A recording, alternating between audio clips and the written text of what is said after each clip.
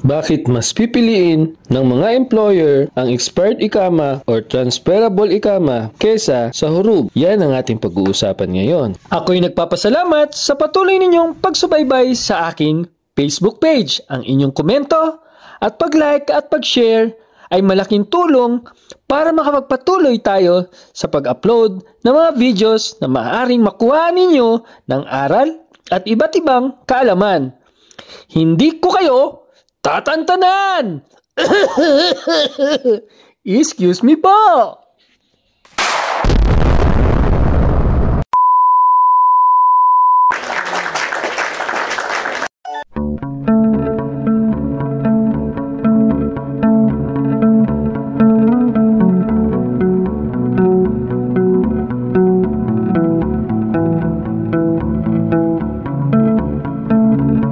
Mas marami ang hurub na aplikante kaysa sa expired ikama at transferable ikama.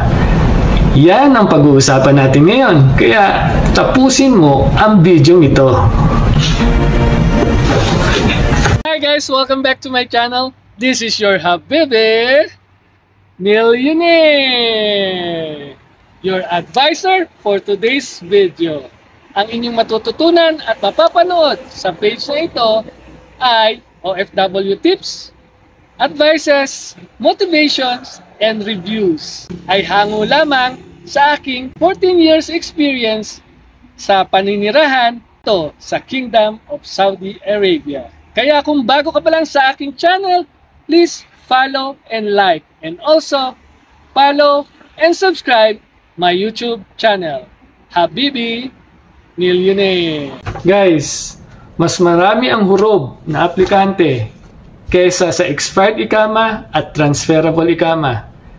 Yan ang pag-uusapan natin ngayon. Kaya tapusin mo ang video ito. What are we able to learn in this kind of situation? Let's find out.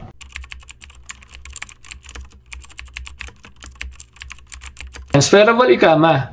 Ito yung natapos na kontrata. Kaya medyo konti lang ang involved or walang involved na cash. Guys ha, ito ay may deadline. Kailangan matransfer ka kaagad. Expired ikama, ito yung mga hindi ni-renew ng amo pero doon pa rin sila nagtatrabaho. Maaring walang pang-renew ang amo o ayaw lang i-renew talaga ng amo nila. Take note ha, depende sa tagal ang babayaran or bago ka pa lang, siyempre mas konti ang iyong babayaran. Hurub, ito yung escape, run away, absent from work, mas malaki ang babayaran nito.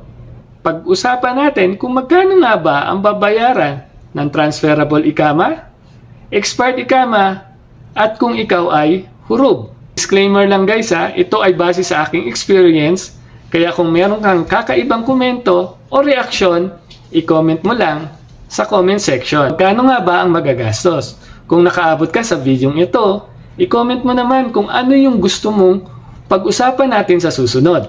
Transferable ikama, mabilis lang ito matransfer. Kadalasan, sagot ito ng employer. Amo lang ang malakas. Expired ikama, ito ay base sa aking experience. 5 months, expired yung ikama ko. 1,000 riyals ang binayaran ng amo ko. Good news, sinagot ng employer ko. Papasana all ka rin, di ba?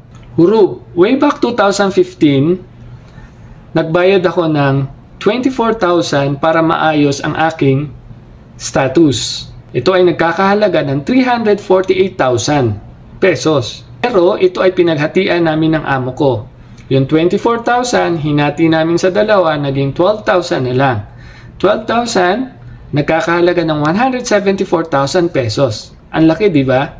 Pero ang good news, ito ay salary deduction. Ang bad news naman ay sana ipon ko na sana yon. Kaya alam niyo na guys kung bakit hindi kumukuha ng hurub. Kasi malaki ang pwedeng or posibilidad na gagastusin. Pero doon yun sa mga malalaking company. Pero may mga establishment na kumukuha ng mga hurub. Kaya lang, pangangakuan nila ito after 3 months, ikaka-fill kayo or aayusin yung mga papers nyo, pero after nyan, hindi naman aayusin. Kasi nga, malaki nga ang inyong babayaran. Dahil sa kumikita ka naman, sa iyong pagtatrabaho bilang hurub, mas pipiliin mong manahimik at magtrabaho na lamang. Kabayan, anong masasabi mo sa topic natin ngayon? Any suggestion, recommendation, or feedback?